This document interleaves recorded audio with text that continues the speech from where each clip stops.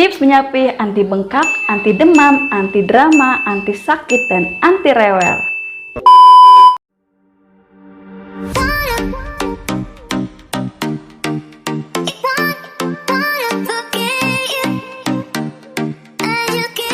Assalamualaikum, hai teman-teman, balik lagi sama aku Mia Aulia.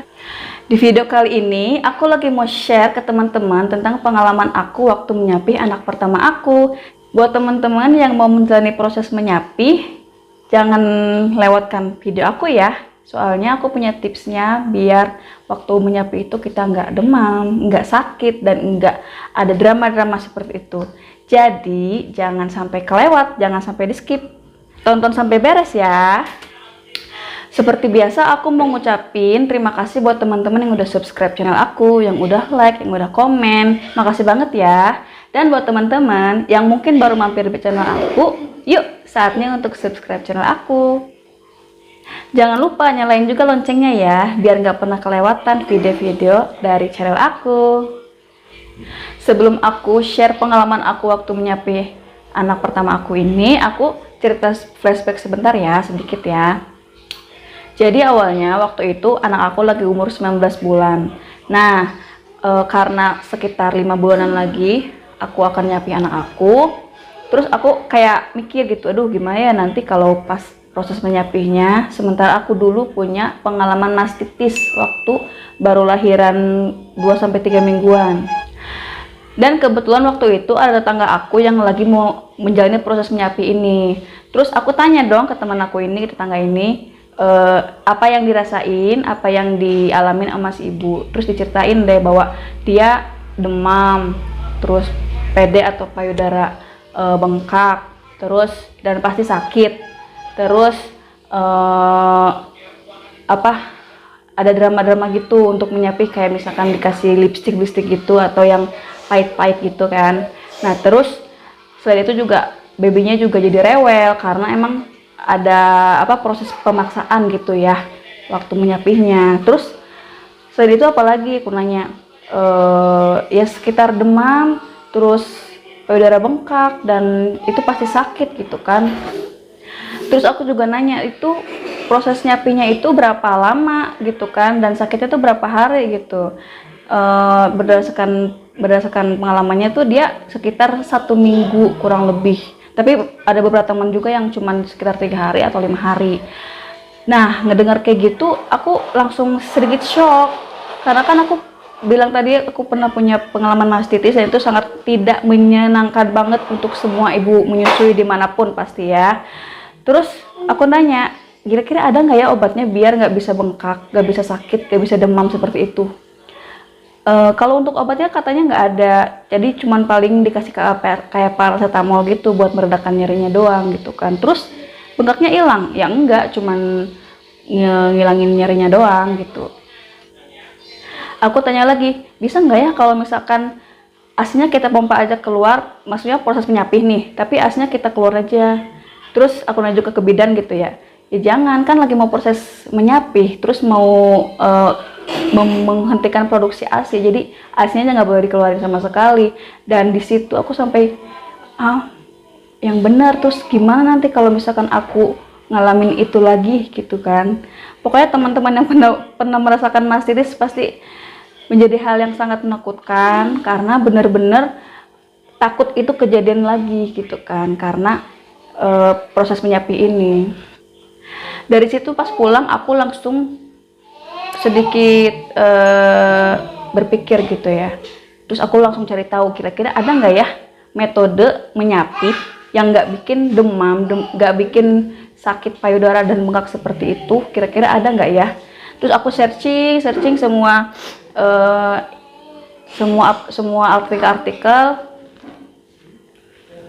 artikel yang aku baca di internet, di grup-grup menyusui juga gitu kan, dan ternyata ada metodenya.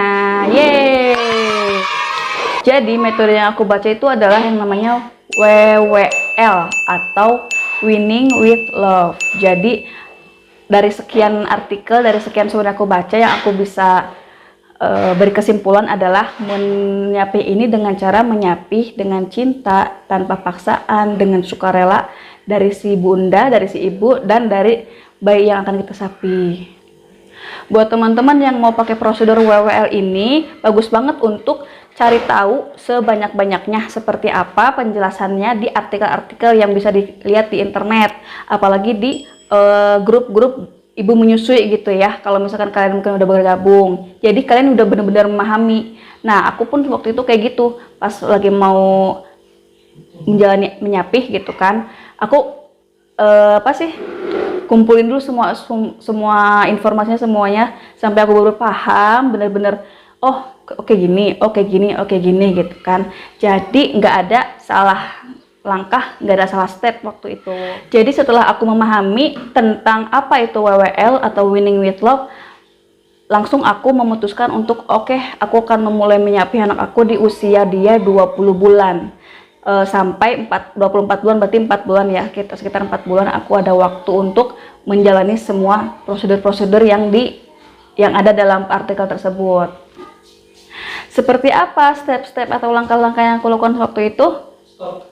Aku mau ngingetin nih teman-teman, jangan lupa subscribe channel ini ya, biar channel ini bisa berkembang, terus biar teman-teman juga bisa dapat manfaat dari video-video yang aku share di channel ini. Jadi ada 2 hal utama yang aku lakukan saat menyapih anak aku. Yang pertama adalah aku ngajak ngobrol anak aku. Yang kedua, sounding.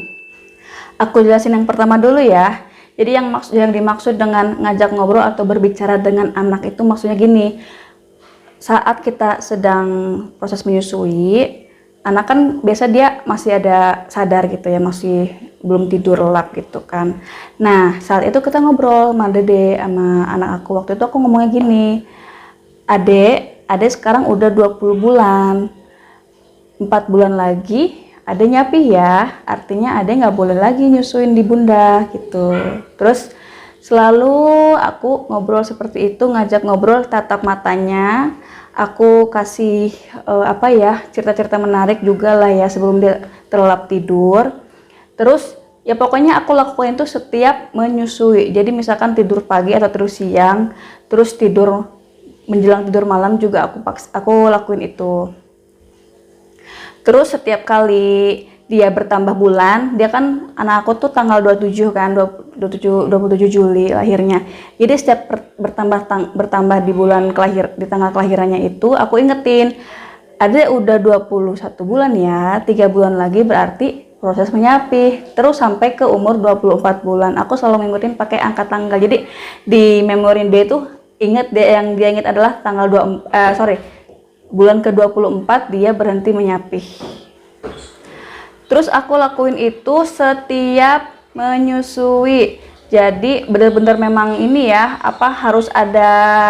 benar-benar harus ada keyakinan gitu loh. Kalau misalkan kayak aduh males, aduh bosen juga, emang sih ada rasa-rasa kayak gitu. Cuman karena aku goalnya adalah pengen menyapih nanti tidak sakit, tidak drama, tidak demam, ya udah harus aku lakuin semales-malesnya atau sebosen-bosennya aku saat itu.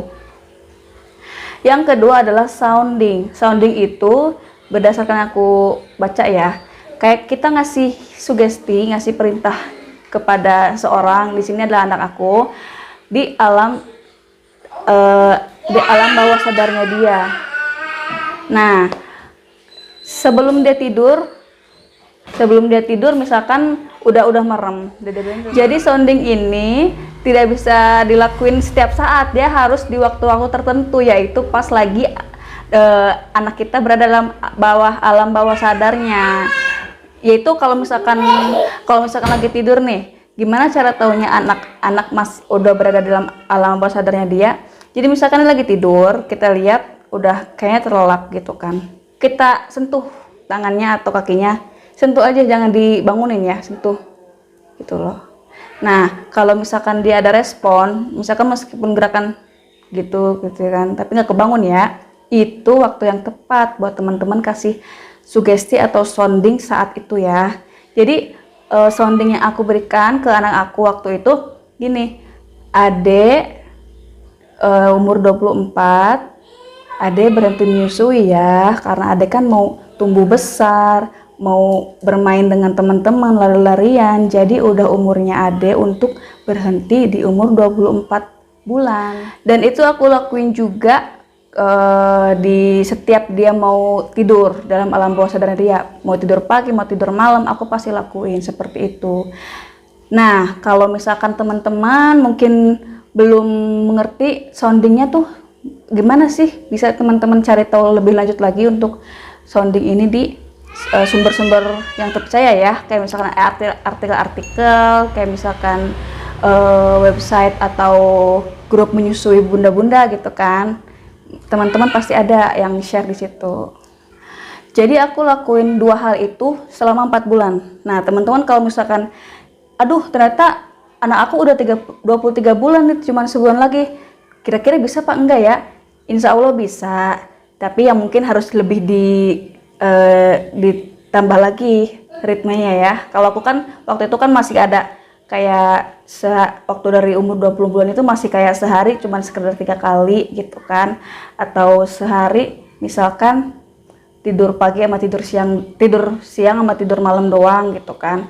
Nah, untuk teman-teman mungkin pengen lebih ditambah ininya gitu kan, waktunya bisa banget. Jadi nggak ada kata terlambat sih kata aku. Oh ya, jadi untuk sounding ini aku waktu itu pernah baca juga bahwa sounding ini bisa dilakuin bukan hanya saat kita lagi tidur, tapi waktu misalkan anak kita masih terjaga gitu, maksudnya mungkin main atau lagi mungkin lihat video-video yang dia suka di handphone atau di TV. Nah, itu juga ternyata bisa.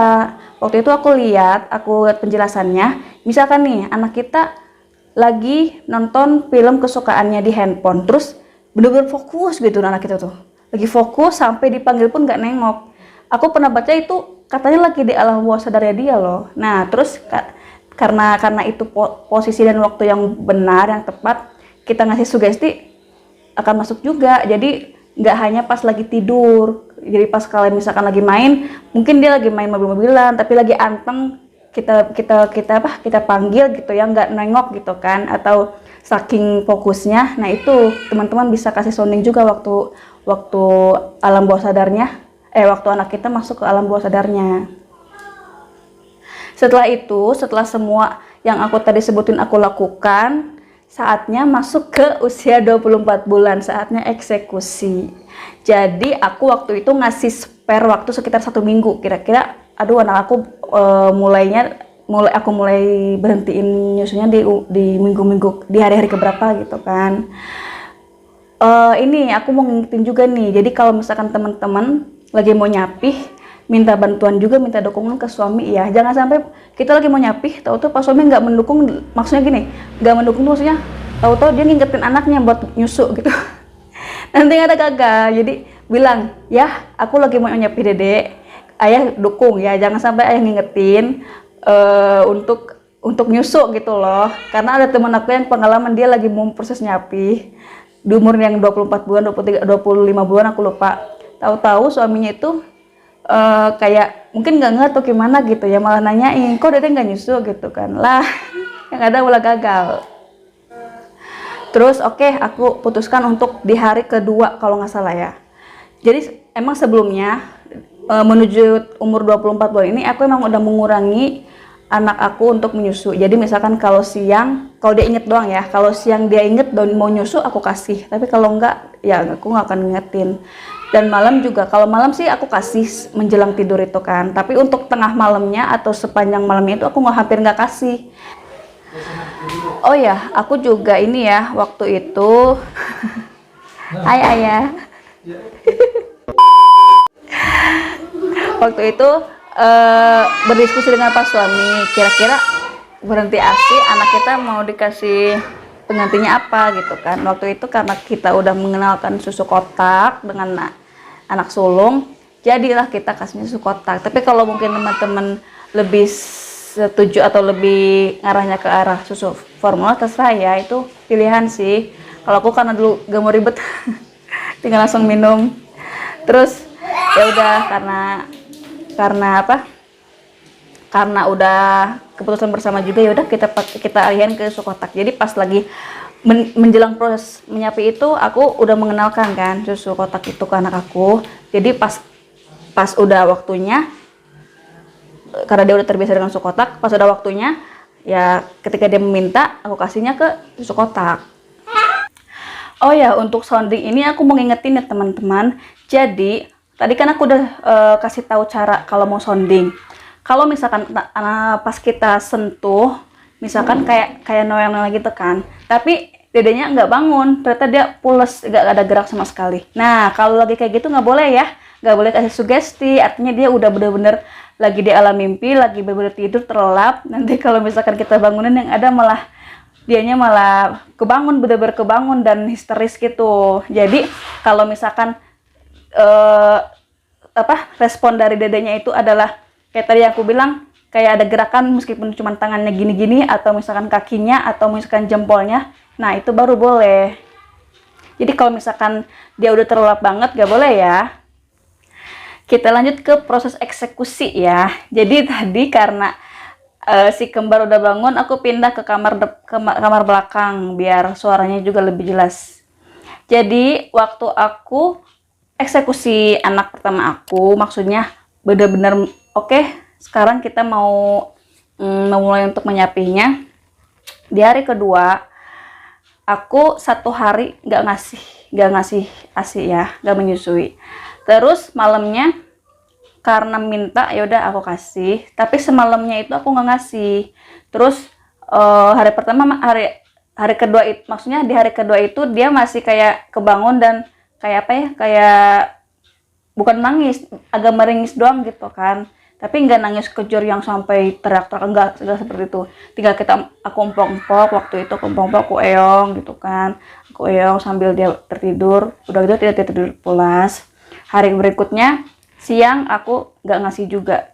Pas dia mau aku alihin, kayak misalkan dia lagi kayaknya kelihatan kayak mau minta susu gitu kan, minta ASI, minta menyusui, aku alihin ke susu botol, susu kotak.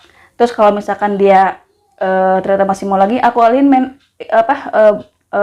kasih mainan atau kayak gimana lah, biar dia nggak konsentrasinya ke pengen nyusuin gitu loh. Jadi aku alihnya ke bermain gitu saat itu. Tapi kalau dia waktu itu mau tidur, aku biasanya dieyong gitu loh si dedeknya, si anak-anak akunya itu.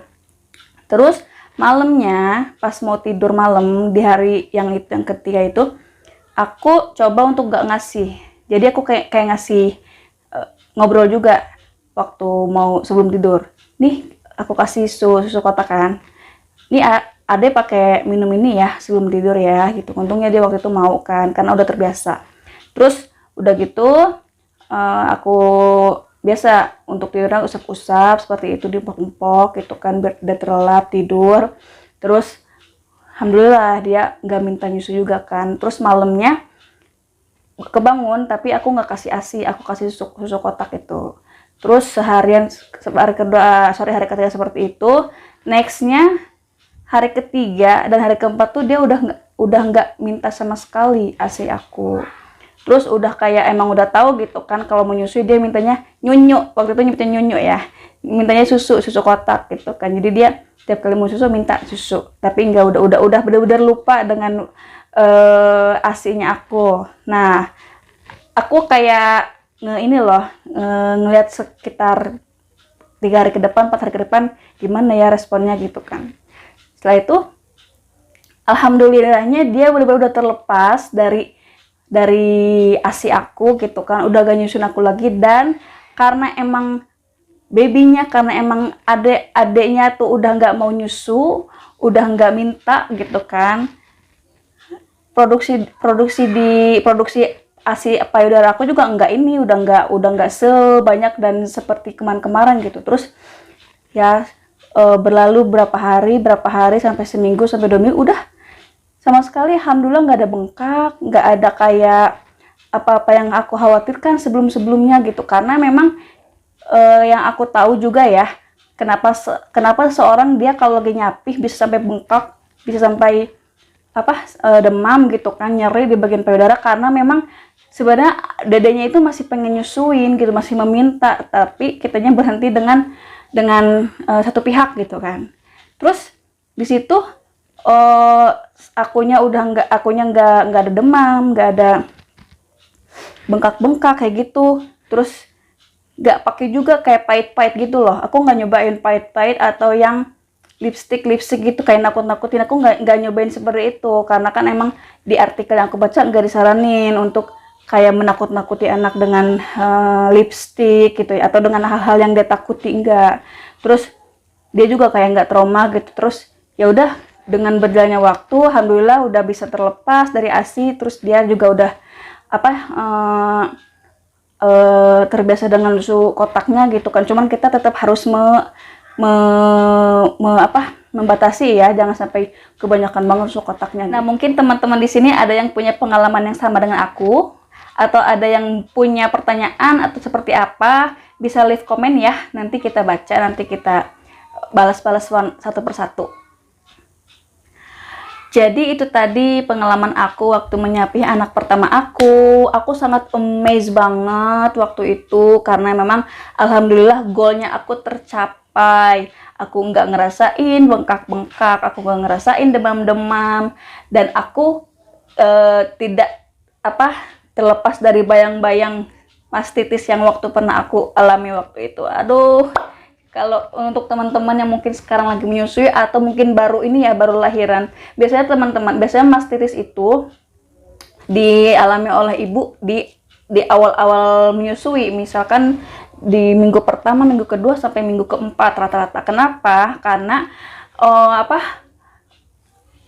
waktu awal-awal menyusui itu produksi ASI itu kan masih banyak-banyaknya, sedangkan bayinya itu menyusui nggak sesering dan nggak sebanyak yang produksinya. Jadi saran aku kalau misalkan teman-teman yang sekarang mungkin baru melahirkan ya, nggak mau ngerasain namanya mastitis, saran aku mungkin teman-teman bisa menyediakan pompa ASI. Jadi biar teman-teman nggak ngerasain mastitis, nggak ngerasain apa yang aku rasakan. Aduh, jangan sampai deh. Aku aja waktu kemarin anak kedua, lahiran kedua, maksudnya kembar ya, lahiran kedua, aku ada bayang-bayang, aduh jangan sampai mastitis lagi, karena ini bener-bener pengalaman yang sangat-sangat tidak menyenangkan buat semua ibu menyusui gitu kan.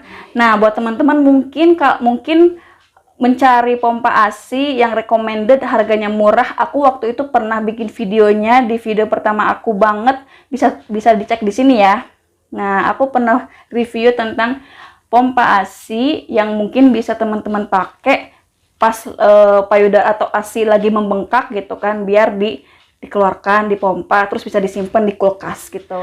Itu tadi sharing dari aku, semoga bermanfaat buat teman-teman yang lagi mencari tips-tips menyapih tanpa sakit, tanpa demam, tanpa rewel, dan babynya juga nggak rewel ya. Apalagi ya, buat teman-teman yang udah subscribe channel ini, makasih banget. Yang udah support, udah like, komen, atau mungkin udah men-share video-video aku mau ngucapin makasih banget buat kalian semua. Dan buat teman-teman yang baru mampir ke channel aku, yuk kita subscribe channel ini ya, biar bisa dapat manfaat dari video-video yang aku share. Terus jangan lupa nyalain loncengnya juga. Nah, mungkin itu dulu ya video kali ini. Aku mau lanjut aktivitas sama baby kembar. Untungnya lagi jam berapa ini ya? Lagi jam 1:30. Udah makan siang, udah segala macem. Biasanya baby kembar pengen diajakin main-main gitu loh. Nah, untuk teman-teman buat yang udah nonton dari awal sampai akhir, terima kasih banget. Moga aja bisa ngebantu teman-teman ya. Moga aja bisa membantu yang lagi mau menyapih. Oke? Sampai jumpa di video selanjutnya. Bye-bye.